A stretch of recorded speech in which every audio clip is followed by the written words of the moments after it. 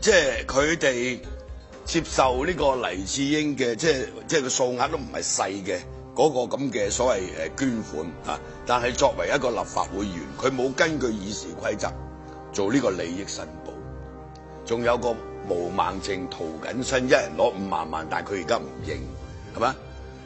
嗱，我即係琴日咧就睇到黎智英喺佢嗰個網台節目度咧，同阿李慧玲講啊，咁呢兩個都有收錢，咁就好似係選舉經費嚟㗎。咁總結，如果係選舉經費，你就要申報添啦。當時選舉過後，咁大家可以睇下喺選舉即係佢哋申報個選舉經費嗰度有冇即係申報呢一筆係黎智英捐俾佢哋選舉嘅。當然佢又可以移形換影嘅，嗰啲錢俾咗個黨，咁個黨就再俾翻佢，咁都得嘅，係咪？嗱呢啲咧就係話，你會變成你完全呢班議員係毫無公信力嘅，大佬。政治捐獻有咩問題啫？我都覺得冇問題嘅，全世界都有㗎啦。但係人哋有政黨法，有政治捐獻法，受法律嘅規範。香港就冇，所有嘅政黨嘅收入來源咧，佢係唔需要話俾你聽嘅。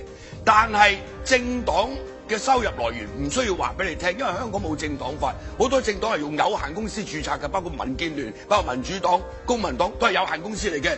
咁佢商業運作，咁你吹佢唔脹係嘛？就係因為呢個係法例嘅漏洞。你既然有選舉政治，你就一定要有政黨法係嘛？香港冇。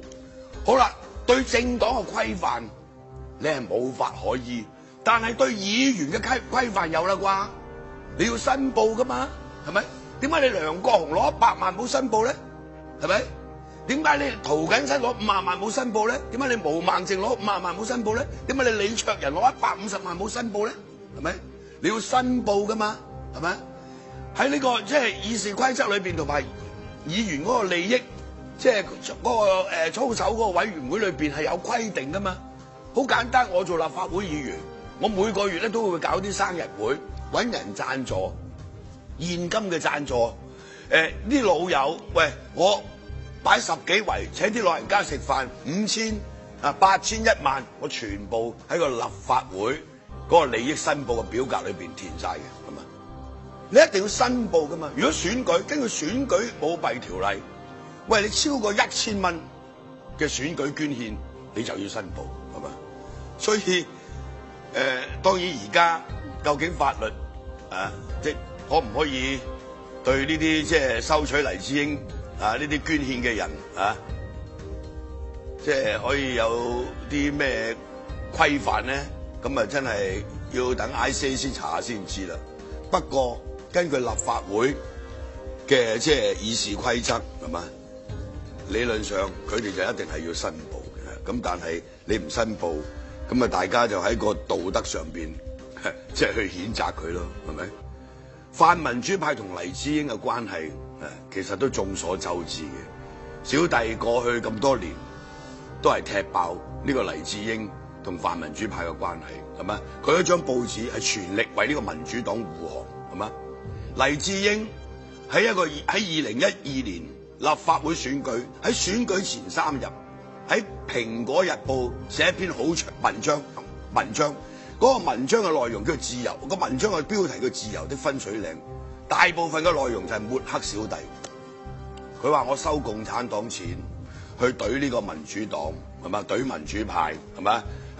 咁咧即係我就榮華富貴啦。咁你告佢又唔計佢錢多，係咪？去 ICAC 投訴 ，ICAC 係怕佢傳媒太坑，唔根據選舉舞弊條例去立案調查，係嘛？即係你去抹黑人。話我哋收共產黨錢冇證冇據，你泛民主派收佢嘅錢有單有據，係嘛？仲要俾人踢爆出嚟，死狗咁。嗱，泛民主派嗰啲政黨或者議員嘅回應係非常之可恥嘅。我哋收呢啲政治捐獻咧就冇附帶條件嘅。喂，呢個真係天知道啦，係咪？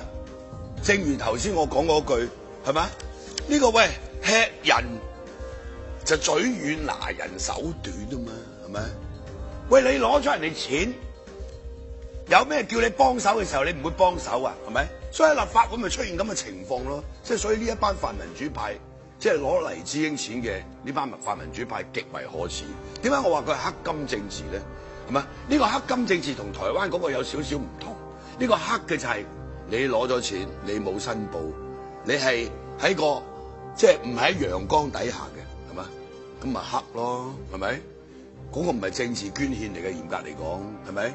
你係佢條僆嚟嘅啫嘛，係嘛？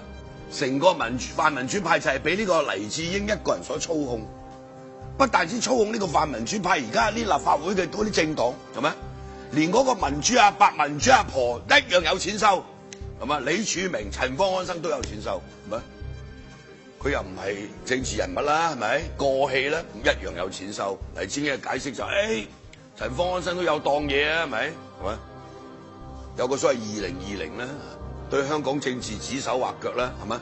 即係呢兩位所謂民主阿伯、民主阿婆，年齡與智慧成反比，係咪？最近去英國、去美國，乞凌於外國勢力，係嘛？即係我成日講，自己香港自己救，係嘛？我哋係拒絕任何嘅外力干預，包括來自中國大陸，係嘛？英美勢力同埋中國大陸嘅勢力，我哋都當佢係外部勢力。香港民主要靠香港人自己去抗爭，自己去爭取，自己香港自己救，係嘛？即係近呢10幾20年，香港搞到咁，係咪？呢一個肥佬黎同埋泛民主派要負絕對嘅責任，係咪？